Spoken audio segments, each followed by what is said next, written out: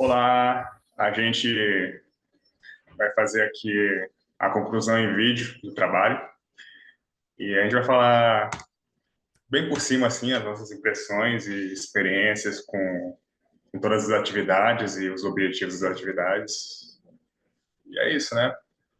Finalmente terminou. Vamos lá. Quer começar falando? É, cara, trabalho de áudio. O que me deu dor de cabeça esse trabalho, você não tem ideia. Uhum. Mas lembrando que a gente fez atividade um, né? Teoria da Sim. informação, entropia, compressão de dados. A gente teve que fazer aqueles cálculos, que a gente não fez os cálculos, tacou tudo na calculadora e foi. Aham. É, dá para ver claramente o conceito ali de entropia nos dados, né? Principalmente no arquivo de aleatoriedade que a gente fez. Ele dá, o resultado dá exatamente o número mínimo de bits, né, para representar os dados, que foi literalmente 8 bits, né, Unicode unsigned. Uhum. E a gente vê como a compressão, pelo menos ali do WinRAR, né, é boa, cara. Ela conseguiu diminuir um arquivo de 10 MB para 1 KB no arquivo não aleatório, né? Aham. Tipo, é genial como esses algoritmos funcionam, né? A quantidade de dados que eles conseguem comprimir dentro de um arquivo. Aham. Mano, eu acho que a gente mais aprendeu com essa atividade foi poder verificar com experimento empírico a comprovar uma teoria matemática, né, que é a teoria de informação de Shannon e o cálculo do índice de entropia. Então, eu entendi matematicamente quando o Giraldelli explicou, mas tem gente que não entende, né? Mas quando você faz esse experimento, você consegue entender, você consegue entender como isso é uma teoria matemática fundamentada na realidade, como ela pode ser aplicada, por exemplo, nos algoritmos de compressão, né? Então a gente foi, pegou o arquivo completamente aleatório, comprimiu ele, aí deu, não comprimiu. O arquivo ficou até maior por causa dos cabeçalhos que o WinRAR, o Zip e o SerenZip colocam. Overhead, né? É, e aí você bota, e se você comprimir, ele vai botando cabeçalho, vai botando, vai ficando um pouquinho maior, até engraçado. Nos arquivos de compressão restrita, né, em 10%, a compressão já aumenta, compressão restrita não, a aleatoriedade restrita, né, você já vê que a compressão tem um efeito. Então você já vê que por já haver menos aleatoriedade, menos imprevisibilidade nos padrões dos dados, o algoritmo já consegue representar esses dados de uma forma menor. E no algoritmo completamente não aleatório, ou seja, um algoritmo com nada de entropia, a previsibilidade dos dados é tamanha que, que o algoritmo de compressão ele simplesmente, mano, diminui disso aqui para isso aqui. Ele espreme os dados, porque ele consegue representar esses dados de um de uma forma muito simples, né? Então é muito legal você ver como essa teoria, que parece maluquice quando você vê pela primeira vez, ela é aplicável, né? Como realmente informação é uma coisa que você pode quantizar, assim, você pode fazer uma métrica dela, né? Você pode manipular ela. E é legal até ver como isso funciona matematicamente, né? Que você consegue calcular o índice de informação em cada elemento de um arquivo. Você vê quanto de informação aquele elemento tem. E usando isso, você consegue calcular o índice de informação, né? Que é basicamente uma média ponderada dos, das informações de cada arquivo. E aí você vê lá, a entropia, por exemplo, do arquivo completamente aleatório é 8, porque são 8 bits, né? Então é 2, é somatório, como é que é? Menos somatório do, da probabilidade de um dado vezes, se eu não me engano, o logaritmo na base 2 da probabilidade daqueles Tem, dados, né? tem o valor P de X antes. E aí dá logaritmo de 8 na base 2 certinho, né? Não, logaritmo de 256 na base 2 certinho. Né? Porque cada dado tem 2 elevado a 8. São 2 elevado a 8 probabilidades de um dado. 8 elevado a 8. 2 elevado a 8 fatores de. Tá. Esse negócio é muito complexo. É 2 elevado a 8 valores, combinações, né? Sim, sim, sim. Então é muito interessante. Assim. E o arquivo que não sofreu entropia deu quanto? Deu 0 de entropia? O arquivo que não Não sofreu. aleatório, ele dá aproximadamente zero ali, né? Dá 0, alguma coisa.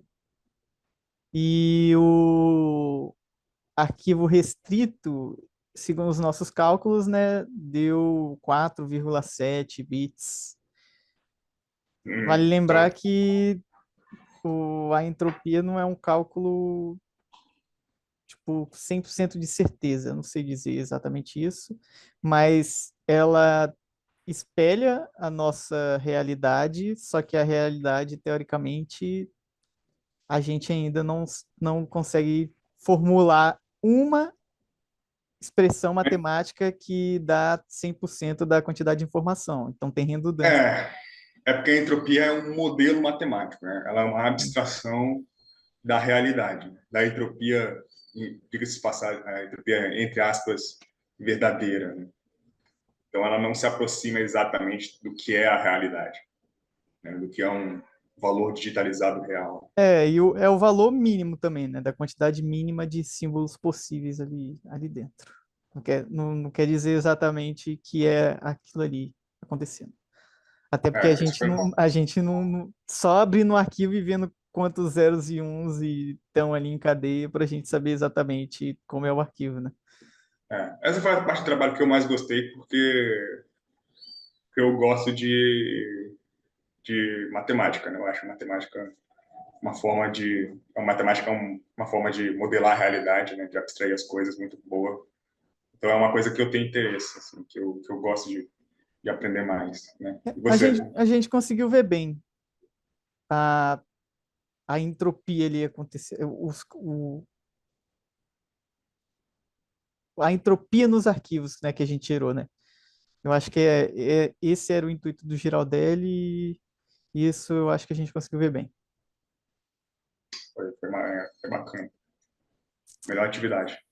Top 1. Vamos para a próxima? A próxima foi o teste de som binaural, certo? Da barbearia. Certo. Teste de som binaural. Esse aí foi o seu queridinho, né? Sim, foi o melhor. Porque Para mim foi legal também. quando você tá brisado, um áudio desses te leva a outra dimensão, né? Sim, sim, com certeza.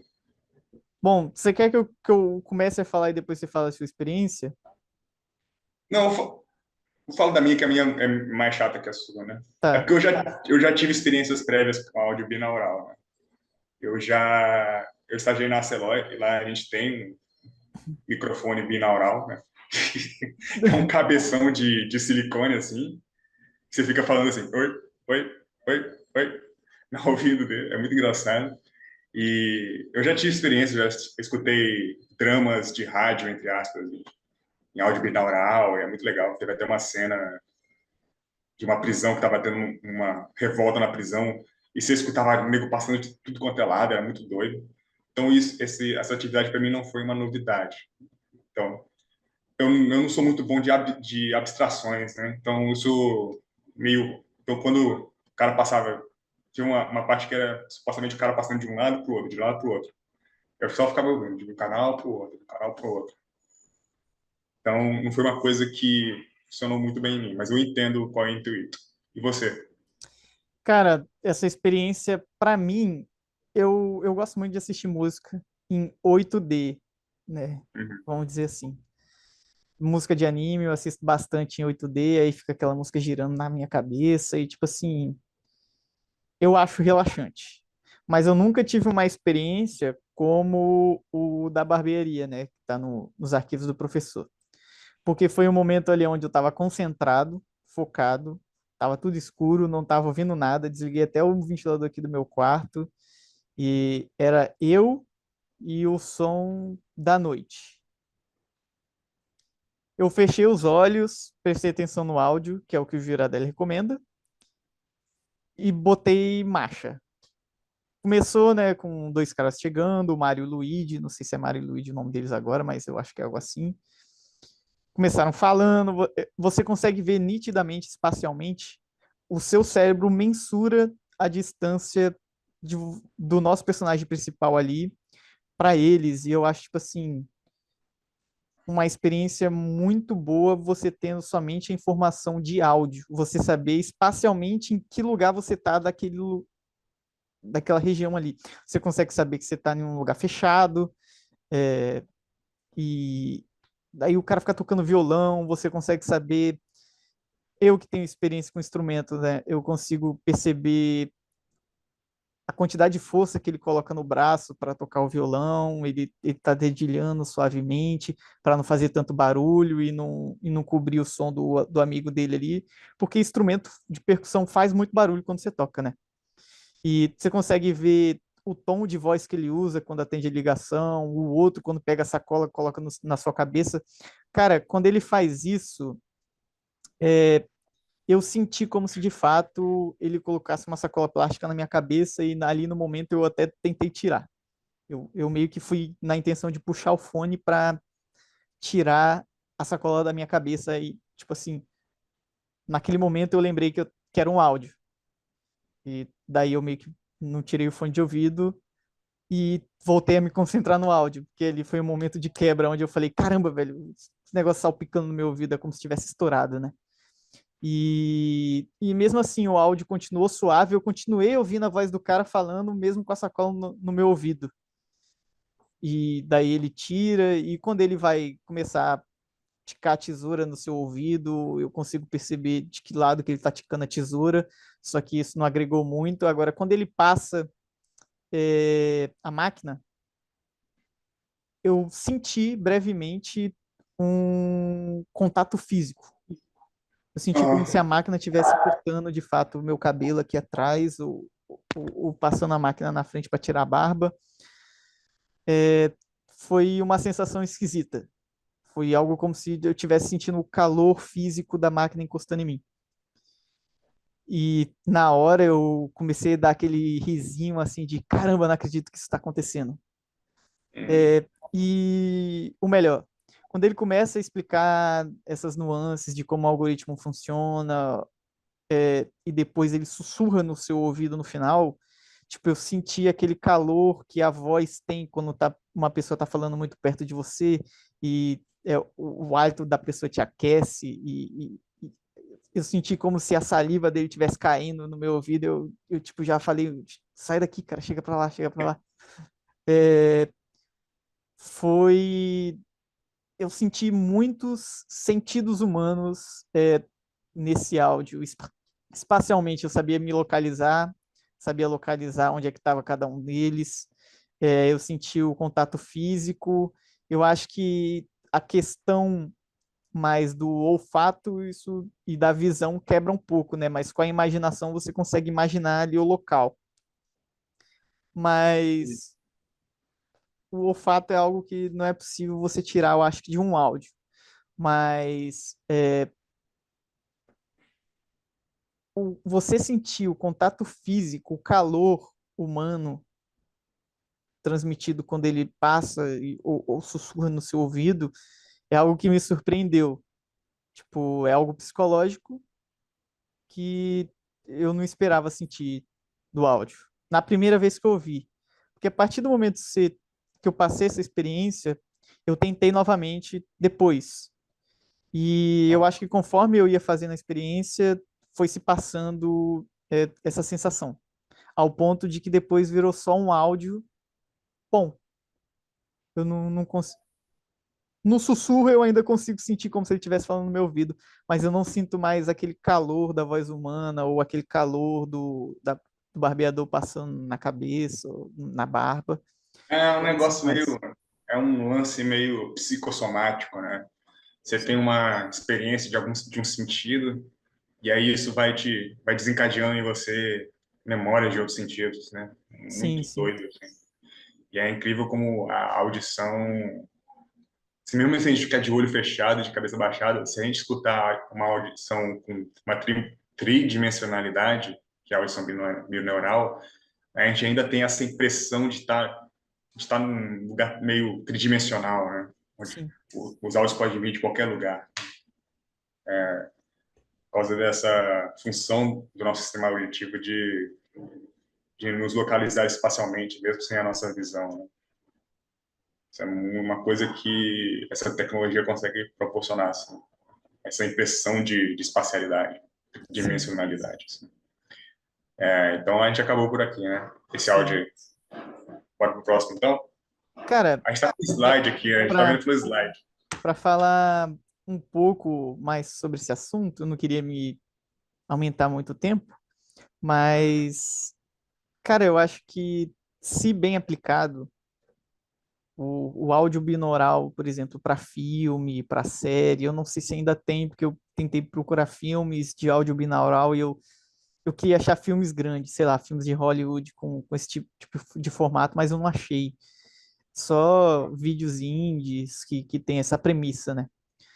Sei. Mas eu acho que seria um grande acontecimento para a indústria se fosse feito assim, cara.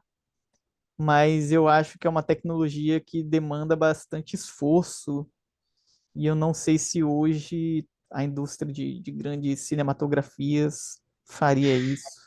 Não sei se Porque daria é dinheiro. diferente, né? O cinema usa caixa de som, tem toda uma distribuição de caixas de som de canais de áudio pelo cinema. É uma tridimensionalidade um pouco diferente do áudio binaural, que são só dois canais, né? Se for É, binaural. Mas pode ter uma aplicação interessante, por exemplo, para imersão em jogos, em imersão em alguns jogos eu acho filmes. que alguns jogos já acontece, e, tipo, genial.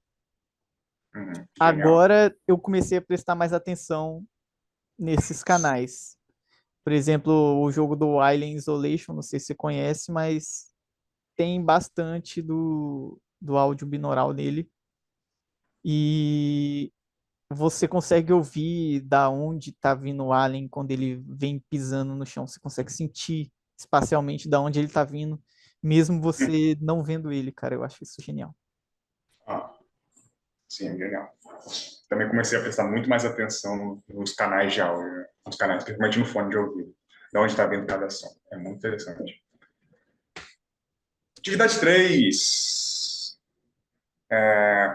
E aí, tem alguma coisa para falar? Você começa? Atividade 3, começamos a ouvir as músicas, certo? Aham.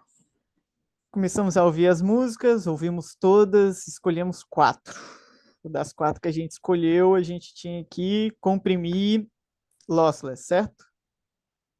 Mas vamos. A gente comprimiu todas as músicas para os formatos lossless que foram especificados no documento. E aí, acho que a primeira coisa que a gente teve que fazer Ah, foi avaliar ela baixa com e alta critérios complexidade. critérios somáticos, né? De audição. E aí, quais foram as suas impressões? Qualidade não tem muito o que falar, né? É igual a gente ouviu o Wave, a gente ouviu todos Ah, os não, áudios. vale lembrar também que a gente teve que as quatro músicas que a gente escolheu, a gente teve que definir uma de alta e uma de baixa, uma de alta e uma de baixa. É, e a gente, assim, não tem muito o que falar sobre qualidade, né? Qualidade, a gente ouviu o Wave e a gente ouviu as músicas, todas as músicas em todos os formatos de FLAC, ele é ALAC e quais são os outros? Monkeys. Teve mais um?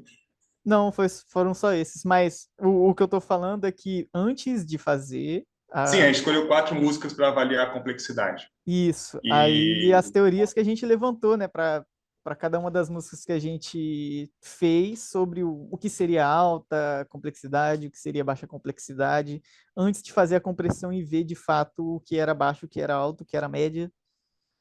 e a É, gente acertou algumas, eu acertei algumas, era para ter acertado todas, mas alguém me influenciou a errar. E o Felipe errou todas. eu errei todas. É, e Cara, a gente. eu vou citar agora o Yellow Submarine dos Beatles, porque eu achei que, por ter dois canais de áudio muito fortes, onde o canal da direita tinha voz e o canal da esquerda tinha muita instrumentação e sons de mar, de fundo, de pessoas falando, eu achei que na hora de fazer a compressão isso ia dar um BO, o algoritmo ia se perder ou não ia funcionar bem, e por isso que eu achei que era alta complexidade. Acabou que ela Submarine é média complexidade, então acho que conta um pouquinho. Aham. Eu tentei me guiar mais pela complexidade musical, né? E tudo que eu sei de complexidade musical é que a percussão é um componente instrumental que mais oferece essa complexidade, né? Essa quantidade de informação. Então, quando eu ouvi, escolhi uma música, aí eu vi que ela tinha pouca percussão, poucas mudanças de ritmo, inclusive, né? Porque a percussão ela marca isso. Eu pensei, essa música não deve ser complexa. Quando eu vi uma música, por exemplo, o Just Give It Time, que é uma música de jazz, que tem bastante percussão, aí eu pensei, olha, isso aqui tem bastante informação, né? Principalmente os pratos, né? Os pratos, os tambores, eles têm muita vibração, né? Tem aquele cintilar, né? Tss. Sim. Aí isso é quase um ruído, praticamente. Aí eu pensei, nossa, isso deve ser bastante trabalhoso para o algoritmo comprimir isso. E E como é que foram nossos. A gente calculou as complexidades de cada arquivo de áudio, né? Sim. E os A gente, ratios, a que, gente que depois são. ordenou A gente ordenou certinho. tudo e a gente descobriu que os ratios são proporcionais aos bit rates também, né? Então são duas formas de avaliar a complexidade do áudio. E a gente avaliou pelos critérios subjetivos e descobrimos que eu escolhi as músicas Just Give It Time, que estava certo. Eu escolhi uma música complexa e era complexo mesmo. É uma das mais complexas. E outra música que eu escolhi, eu inicialmente ia escolher Bee Gees, mas o Felipe falou que Bee Gees não era complexo. E eu acreditei nele. E aí eu mudei para Midnight do Coldplay. E aí acabou Midnight do Coldplay.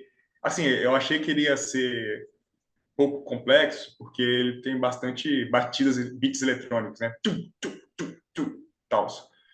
Mas acabou que não. Eu acho que é porque ele tem muita variabilidade de som, de ritmos e batidas, e aí acabou que ele ficou na média É, complexidade. a E minha, você? esse meu lance foi a mesma coisa com o Promontory, que eu escolhi, né, para baixa complexidade.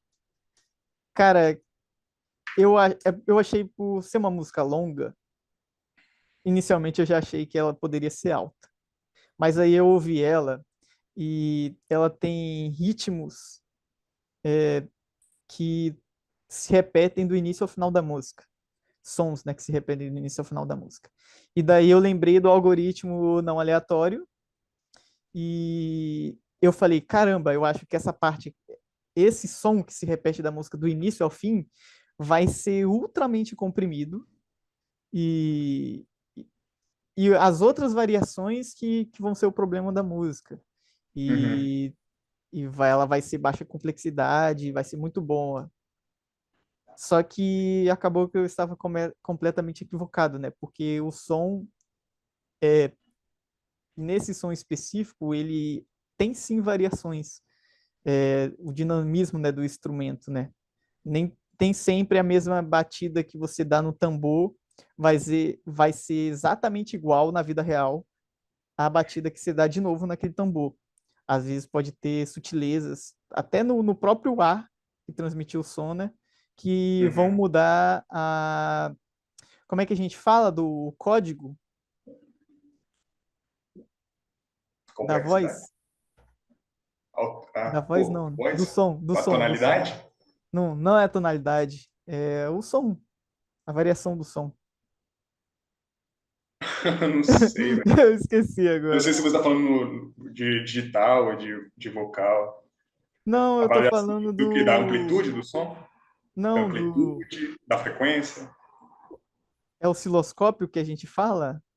Não, pô. Espectrograma? Não, não é espectrograma. Quer dizer, um pouco. Mas é que, tipo assim, o som, quando ele sai, ele tem uma frequência. Aham. E só que essa frequência a gente não mede ela instantânea, né? A gente mede ela no tempo. Então, é uma frequência Uhum. que vai mudando. Mas mesmo quando você bate em um lugar, essa frequência instantânea, ela vai ser diferente de outra, mesmo você batendo no mesmo lugar, porque é o mundo real. O mundo real não vai ser 100% idêntico, né? Uhum. E Entendi. daí eu estava equivocado achando que achei que a música era digital, então o som ia ser sempre igual do início ao fim. Ah, foi muito interessante esse trabalho, assim, para ver isso e também ver até a gente testou as velocidades, né? A gente não tem muita coisa para falar disso, a gente só testou as velocidades de compressão, de descompressão, e a gente viu que quanto mais complexo, a gente inferiu que quanto mais complexo as técnicas de compressão do algoritmo, mais vai ser computacionalmente pesado para aquele algoritmo descomprimir o arquivo lossless, né? E aí, eu não me lembro qual foi o algoritmo mais pesado, você lembra qual foi? O algoritmo mais Foi o pesado Monkeys, né? Foi o Monkeys. foi o Ape. Eu acho que Ele, foi, ele também foi o que produziu os menores arquivos, né? sim, e que demorou mais tempo para codificar também. Vamos passar então para o próximo tópico da atividade. Vamos? Qualidade de arquivo lossy.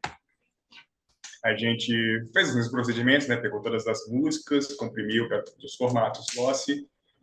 Não foi todos os formatos lossy, né? Foi qual? Foi qual mesmo? Foi MP3, Ah, LMV2 e ACQ91. foi para os melhores possíveis, assim, né? E a gente experimentou primeiro sonora e olhando o espectrograma para ver o que acontecia com o sinal. E não teve mudança. Eu não vi mudança nenhuma. Cara, eu O que é bom, também não vi. Para mim, todas as músicas estavam transparentes. porque não é no VT1 e no V2, porque é bom, porque eles são os codecs de maior qualidade do Lame e do, do, Ah, sim. do AC. É, então, isso aí foi bem simples. Aí depois a gente teve que comparar usando a metodologia ABX, né, para ver como é que eles mudavam Isso. conforme você. Aí foi que a gente foi fazendo compressão e diminuindo ainda mais a compressão do MP3 para ver quando que o nosso ouvido ia é, achar aonde perderia a transparência, né, do arquivo, né? E como é que foi para você? Cara, nas primeiras, de V2 até V5, eu não vi diferença. Me falaram que no V5 já dava para ver diferença. Pelo menos nas músicas que a gente escolheu, né? Uhum. Eu não vi diferença. No V6, aconteceu da música Midnight, do Coldplay, deu já ter decorado a música por estar ouvindo ela nos testes anteriores. E em certo tempo tinha um prato que ficava no fundo, bem ao fundo, e ele fazia 5 batidas de tss, tss, tss, tss, tss, tss. Sim, som de E cintilar, né? isso. E eu não sei, eu estava procurando pontos para achar aonde eu perderia a audição. A gente já tinha feito algumas hipóteses, né? E a gente levantou que pratos seriam a melhor jeito de encontrar, né? E quando vai para o V6, nesse trecho em específico, o prato para de tocar 5 vezes e começa a tocar três. E aí eu voltei e revi o trecho, aí eu voltei e revi o trecho no A, no B, no X, no Y, e eu percebi que o Y e o B estavam com 3 pratos, e no A e no X estavam com 5 pratos tocando. Bem lá no fundo, você conseguia ouvir no ouvido esquerdo que só tocava 3 e não 5. E daí eu falei, caramba, perdeu-se a informação que são 5 pratos tocando e, e não esses 3. E É, daí eu comecei a perceber trechos que clipavam, né? Aqui eu já percebi o clipping. é. O, E, o, e a, daí eu a, consegui uma boa pontuação. Eu percebi meio tarde, né? Então eu tive uma pontuação ruim. Mas nos próximos eu sempre ia para esse trecho e eu percebia que o segundo áudio. Só que era só em um trecho específico, né? Eu acho que isso me pegou um pouco. Mas nos subsequentes V7, V8, V9, você já consegue ver outras características que influenciam, às vezes, um ruído que passava na Midnight de um lado para o outro no final da música, meio que vai perdendo a vividez, né? Vai perdendo aquele brilho do ruído. É um ruído que vai passando de um lado para o outro e ele simplesmente vai parando de ser um ruído conforme você vai diminuindo a qualidade. foi, comigo também aconteceu. Eu só fui nos últimos, assim, eu tenho aparentemente uma audição bem transparente. Então, eu não percebi as mudanças até chegar mais ou menos no V7, no caso do MP3, e no Q. Qual foi? Q18. Quer dizer, 18 para mim, no. no É. Q36 pro AC, sem querer te cortar, mas terminando o meu lado, no Q36 e no Q27 foi quando eu comecei a ouvir. Uhum. Eu só vi. Eu percebia alterações na voz, né? A voz ficava meio estranha, ficava meio chiada assim. E eu percebi também, principalmente nas percussões, né? Nas notas dos pianos, ficando abafado, as percussões eram cortadas, né? Quando fazia o tss, quando eu estava com muita compressão, fazia tss, dá uma interrupção bem abrupta, assim. É, e a gente também comparou os diversos formatos de áudio loss sobre o prisma de qualidade, tamanho do arquivo e velocidade de compressão em compressão de áudio com perdas, né? A gente fez isso com compressão com baixo bitrate, né? Sim, sim. É. No caso, como é que foi para você? Cara, o qualidade e tamanho foi 3C, que a gente teve que fazer de novo a tabela, certo? Com alguns áudios Certo. comprimidos. Uhum. Aqui a gente viu que muitas das músicas que tinham alta complexidade, mesmo no algoritmo lossless, elas tinham baixa complexidade ou elas disputavam com os algoritmos de baixa complexidade aqui no MP3, né? E daí a gente percebeu que muitas informações de alta frequência que existiam no arquivo sem compressão, elas são cortadas Uhum. e ficam aqueles quadrados no espectrograma, né? Mas mesmo assim, no V2 é bem transparente, a música parece a mesma, mas a gente visivelmente vê que houve perdas de informação e acontece muito nessas músicas, cara. Uhum. Tipo, a gente vê o algoritmo o codec do MP3 funcionando ali visualmente, que na audição a gente não consegue perceber, né? E a gente também testou com os de bitrate restrito, né? O ABR, o CVBR, os codecs. E aí já foi fácil. Aí tava cortando pra caramba. Todos. Estavam um áudio bem, com uma qualidade bem menor que os de bitrate variável, assim. Bitrate variável com compressão alta, né? Com bitrate alto. E a gente não tem muito mais para falar sobre isso, tem? A gente já falou de qualidade, tamanho do arquivo. O teste de velocidade de descompressão, Não mudou. A gente testou nos de ABR e CVBR, né? Foi assim, foi bom para testar a complexidade dos algoritmos, né? A gente viu que eu acho que o AAC é o mais rápido de todos, né? Que o entre os de bitrate baixo, o RIAC é um dos mais baixos, o Opus é o mais baixo, o RIAC é bem baixo, então revela complexidade dos algoritmos, né? É bom para saber, assim. Faz sentido quando você para pensar. Quando você verifica o tamanho dos arquivos, quando você vê que o RIAC é uma extensão do AC, então, feita para ter uma boa compressão Ah, de é áudio com boa verdade. qualidade. Aqui foi aonde a gente fez aqueles testes para bitrate baixo, né? É, Nossa, isso mas, daí, cara, isso daqui foi um ponto aonde eu percebi que o MP3 é uma merda para aham, bitrate baixo.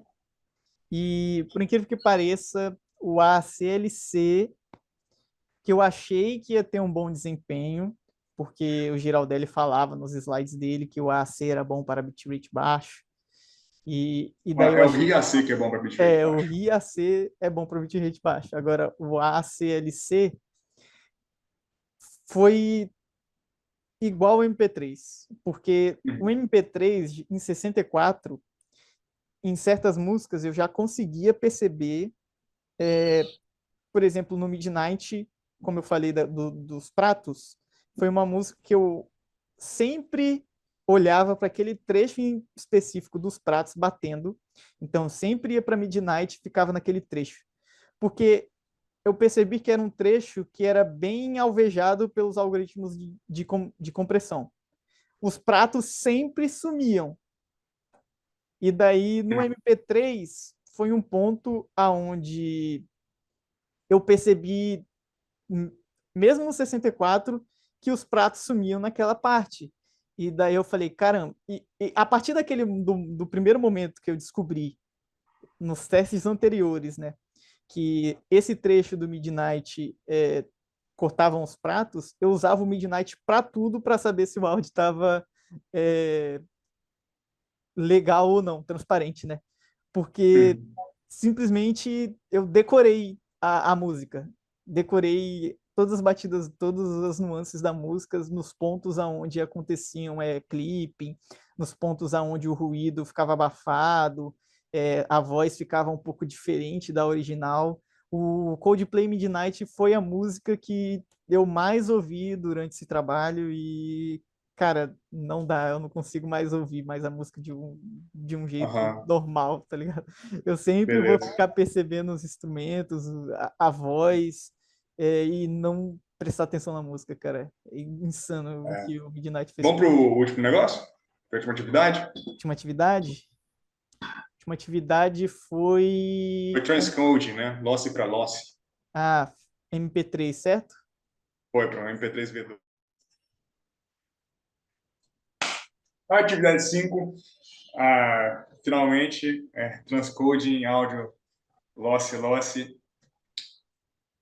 Essa foi a atividade mais curta, talvez a mais divertida, assim, porque a gente foi, a gente foi comprimindo os arquivos várias vezes. Cada vez que a gente comprimia, ele ia ficando mais ferrado. Assim, né? Ia dando mais erros de quantização nele. É, E aí, aqui eu usei de novo, né? Desculpa te cortar, eu usei de novo o Midnight como referência. E eu fui fazer um teste ABX para ela em específico, e a partir da quarta conversão para 5.6, o teste ABX deu 100% de certeza que eu estava certo qual era o arquivo errado, aham, por questões de eu já ter decorado a música em trechos específicos. saquei. Eu escutei todas as músicas, assim, todas elas começaram a dar erros de quantização, assim, dava uns ruídos, chiados de fundo, dava uns clipes, né, como se os sons estivessem sendo cortados, assim, Isso acontece muito. acontece bastante. E vai se intensificando conforme você vai fazendo as compressões, tá ligado? Mas isso foi uma atividade simples, assim, foi legal para a gente ver por que não comprimir loss para loss, né? Tem, É. pelo que eu ouvi falar, tem muita gente que faz isso. A gente aprendeu que não se deve fazer isso. Sem contar É, também que, obviamente, se você já consegue perceber uma música ruim em uma terceira, quarta conversão, você nem precisa observar para quinta e para sexta, porque você já sabe que vai continuar. Isso é fato. e não é nem para você fazer a segunda compressão, né? Quando você comprime para o loss, você comprime para a qualidade que você quer e acabou ali. Senão você só vai começar a, a somar os erros de quantização, né? Imagina Foi bem fazer legal. um Q9 de A a C e depois fazer um Q9 de novo. Nossa, nem tem mais música, né? É só um É, som de fundo ali. é. Q9 ou Q0, né? Q0, né? Não, Q0 é pior ainda. Q0 a música não existe mais. Foi bem legal, assim. Foi bem legal pra gente ver. A gente já estava vendo nas atividades anteriores como é que funcionava a quantização, mas nessa aqui ficou bem claro, assim, como é que funciona, né? Eu acho Ele vai. que depois de um tempo a gente foi. A gente já tinha decorado bastante dos trechos da música onde dava problema, né? Eu acho que isso enviesou o nosso resultado. Mas Sim, a gente começou a perceber melhor. mas os efeitos eram bem claros, assim. Acho que mesmo uma pessoa que não sabe de nada de formato de áudio ainda conseguiria escutar isso. Será? Eu acho que é mais uma questão da gente ter ouvido bastante as músicas para perceber momentos aonde acontece esses problemas. Pode ser também, não sei. Não sei. Talvez a gente esteja enviesado pela matéria. Bom, então é isso, né? Você tem considerações finais? Considerações finais, cara, o Geraldelli fez eu ficar analisando todos os áudios que eu ouço para saber se tem algum clipping, se tem algum ruído, se tem alguma quantização ali, alguma voz robótica. Esse trabalho me deixou com bastante dor de cabeça, porque conforme a gente vai piorando os áudios, ficar ouvindo áudio ruim, não sei se é algo psicológico, mas isso Eu também senti isso. irritou bastante meus ouvidos. Tinha uns ruídos que davam um incômodo no ouvido, era Sim, muito sim. estranho. Bom, esse trabalho eu achei, foi bem cansativo. A gente tava, é foda, né? A gente tava meio desorganizado, então a gente acabou se enrolando um pouco para fazer, mas a experiência foi bem legal, assim. Espero que nos próximos trabalhos a gente a gente esteja mais organizado, consiga fazer com mais calma ao longo das semanas, ao longo da matéria e aí a gente vai ter uma experiência boa de verdade com, com os formatos multimídia. Eu acho que o grande problema que a gente teve aqui, né, para dar todo esse cansaço foi o pouco tempo que a gente teve para ouvir todas as músicas e ficar fazendo os testes repetidamente. Foi.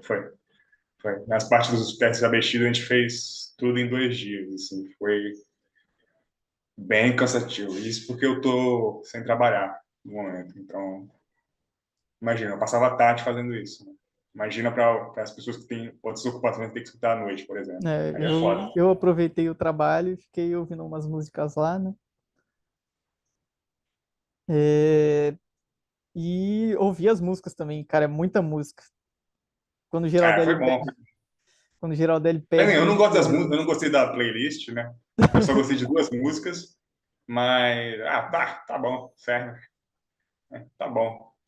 E agora eu tô prestando mais atenção nos áudios, com certeza, assim. Tô prestando atenção nos canais, na qualidade. Quando eu escuto uma música que eu gosto, eu vou atrás agora do formato dela.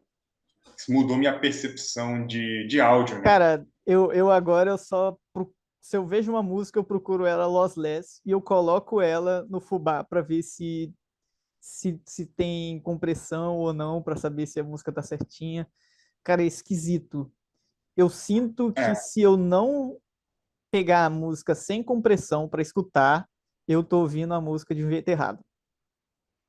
Eu também, eu procuro, mas eu não sei onde achar. E Aí, eu fico ouvindo a música também, muitas das músicas que eu escuto, as músicas 8D de anime que eu já escutava, eu agora coloco e fico vendo se não tem uma compressão ali de fundo que estrague ela, e daí são músicas que tem muitas batidas, né, eletrônicas, eu fico vendo se os pratos não estão abafados, é esquisito. uhum, E a gente conseguiu ver bem a teoria da informação, né?